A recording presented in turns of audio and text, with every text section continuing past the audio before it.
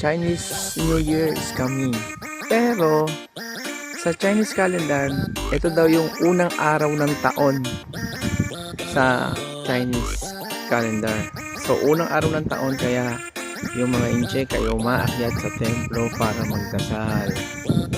Yan, umakyat sila sa templo. Taas ng bundok na to. Umakyat sila dito para magdasal. Yan ay naaayon sa feng shui nila.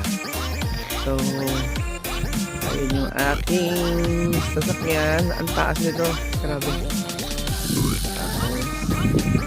Tapos ito yung paligid niya. Ayun yung dagat. Ito ba yung dagat? Ayun siya. Umakyat kami ng bundok. Ayun yung temple. Yun lang. Flex lang.